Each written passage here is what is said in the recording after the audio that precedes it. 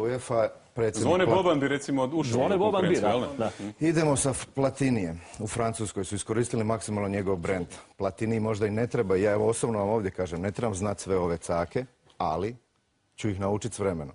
Ali ako treba brend da pomogne, stručni će ljudi raditi i ja ću im pomoći. Ja imam svoju akademiju, radio sam po svijetu, vidio sam, igrao sam u 3 zemlje.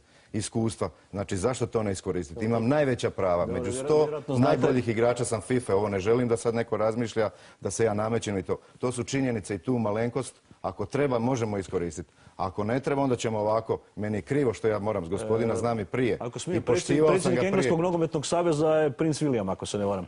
Glavni čovjek je direktor reprezentacije koji je dao ostavku sad nakon ovog debakla. Ali predsjednik nogometnog saveza će sutra staviti komisije, ljude. Pa ja ne mogu sutra ići i kopati kanal. Gdje će biti... Predsjednik je više počasna funkcija u stvari. Gdje će biti nogometni kamp, gdje će biti to? To će ljudi iz struke. To je jedno vrlo važno pitanje. Recimo, gdje će biti nogometni kamp? Toga što ovako ljudi znaju sve i na kraju ubiju i ono što malo u Hrvatskoj vrijedi.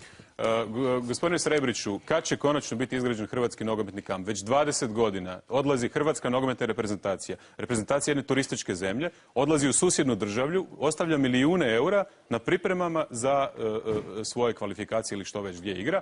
Zar stvarno nismo u stanju u 20 godina sagraditi kamp ili jednostavno iskoristiti neke od postojećih turističkih kapaciteta koji imaju stadion oko sebe? Makarska, recimo. Možda će sad izgledati da ću vam se malo zamjeriti, ali nije točan podatak da je 20 godina, nije točan podatak da su to silni milijuni. Koliko je godina? Recite mi, koji je iznos u pitanju? To je tamo negdje, moglo bi se reći, eventualno cirka maksimalno 12 godina. Ali ima i razloga. Kažu, hrvatska nogometna reprezentacija, otprilike to sad govorim kolokvijalno, izgradila Čateš. Kako na to odgovarate? Naravno da nije izgradila Čateš. Ali vi ste recimo nekoliko navrata polagali kamen temeljac za nogometni kamp, pa smo uglavnom gledali to slikanje uz kamen temeljac. Nismo nekoliko navrata. Oprostite, bilo je to samo jedanput i sasvim, što bi se reklo, razloga koji su u onom momentu bili takvi da su to očekivali i sasvim sigurno da nije došlo do recesijskog vremena i da nije došlo do izostanka sa svjetskog prvenstva, da bi onda i aktivnost na tom području bila znatno veća, operativnija, ali mi moramo znati da program Saveza nije bagatelan, da treba osigurati prije svega takozvanu prostu reprodukciju, da sve aktivnosti djeluju i funkcioniraju, a tek iza toga se onda ulazi u investicijsko razdoblje. Gospodine Štimac, vi ste u svom programu govorili o kampovima. Koliko uopće novca prođe kroz kasu Nogometnog saveza i što bi se moglo s njim napraviti? Pa moglo se napraviti jako puno toga jer po nekakvim saznanjima, bio sam aktivan član izvršnog odbora HNS-a 4 godine, na razini godine u proteklih 12 godina je između 80 do 100 milijuna kuna prolazilo kroz kasu Saveza. Dakle, govorimo u 12 godina o cirka milijardu kuna iza kojih nije ostavljen jedan projekt osim kuće u Rusanovoj. To je žalost i to je prava šteta i kad danas ovako slušamo gospodina Srebrića kako mu teku slatke riječi iz usta, ne znam, prva stvar, na čemu grade taj svoj optimizam kad u 11 godina sa potrošenih milijardu kuna nisu uspjeli napraviti jedan nogometni teren, a ne kamp. Sve ovo što pričate, gospodine Srebriću, bazirano je na zraku, nepostojeće. Niste imali dugoročne projekte u 11 godina. Niste ojačali ono što jeste baza hrvatskog nogometa, to su amaterski klubovi. Bavili ste se isključivo trgovinom. Kratkotrajne pomoći od 20, 30 ili 40 tisuća kuna onim klubovima ili savezima koji su vam u datom trenutku trebali pokazati naklonost. To nije način kako treba funkcionirati Hrvatski nogometni savez, upravo suprotno, gospodine Srebriću.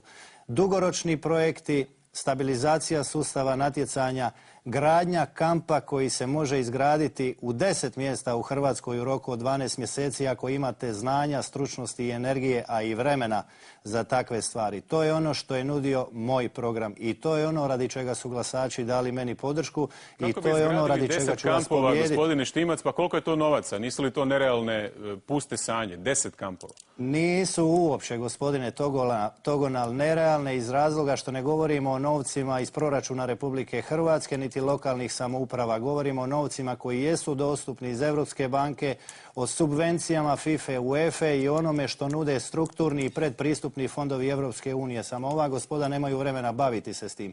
Tog novca ima jako puno, ali za korištenje takvog novca morate imati spremne projekte, odnosno projektnu dokumentaciju. U mom programu jasno se objašnjava način i postupak, odnosno nekoliko modela izgradnje takovih projekata u kojima je predviđeno gradnja malonogometnih kampova, velikonogometnih kampova, jednako kao i dvorana koje bi koristili odbojkaši, košarkaši i rukometaši, kao i malonogometaši. Dobro, s ovim dvoranama rukometnim imamo neka loša iskustva uoči recesije, kad čovjek gleda ova monumentalna zdanja po hrvatskim gradovima, nije nam baš nešto bio pametan potez. Molim vas, mi ne govorimo o monumentalnim spomenicima, nego o projektima koji su vrlo kvalitetni, a jeftini, pristupačni za sve ono što je nužno razvoju hrvatskog sporta. Mi želimo hrvatski sport vratiti nazad ljudima. Mi smo izgubili, pogotovo u velikim gradovima, prostore za igranje, prostore za djecu, jer svaki od nas, jednako kao i Davor Šuker, tako i ja i svi drugi, svoj nogomet smo počeli na malonogometnim igralištima. Tih igrališta više nema u gradovima. Mi ih moramo vratiti puku, vratiti ih ljudima. Kolega Luliću, vaš komentar. Čuli smo, dakle, programe. To je stvari jedna dobra stvar ove cijele kampanje. Dakle, dogodilo se to da neko sad konkretno izlazi s nekim konkretnim programima, očigledno se mora trgnuti iz letargije, nešto poduzeti. Koliko su oni realni ili ako nisu realni, nek se ostvari samo 10-20%, nije ni to loše. Pa ja bih rekao 10-20% je bilo u redu, međutim niko ne spominjemo kampove, pripreme, a gdje ćemo igrati? Gdje će reprezentacija igrati? Na kojem stadionu? Mi nemamo stadion pošten. Poljud dosta lijepo izgleda. Poljud dosta lijepo izgleda, ali isto je dosta oronuo, međutim vidimo... Kad smo već kod Poljuda, u Splitu Hajduk je u takvoj situaciji da ga se, kažu, gradonačelnik Kerum pokušava riješiti. Kolega Zoran Kukilo pripremio je reportažu upravo o tome kako se grad Split pokušava riješiti dionica Hajduka, pa pogledajmo je zajedno. Hajduk je naš prvi klub koji je preoblikovan u sportsko dioničko društvo, a u slučaju prodaje većinskog paketa dionica grada Splita u idućoj godini mogao bi biti i prvi klub koji je doista postao privatno vlasništvo. Prije 2 godine, s jakom potporom državnog vrha Ive Sanadera i ministra Dragana Primorca, Hajduk je preoblikovanjem spašen od stečaja. Dugovi prema državi preoblikovani su u dionice grada Splita, vrijedne više od 150 milijuna kuna. Štoviše, došlo se i do svježeg novca, prodajom dionica vrijednih više od 80 milijuna kuna. Kupovali su poduzetnici poput Jake Andabaka te niz jakih tvrtki, kao i više od 6.000 pojedinaca koji su uložili više od 7 milijuna kuna. Promjenom vlasti u Splitu, HDZ-ove ljude u upravi i nadzornom odboru zamijenili su ljudi Željka Keruma.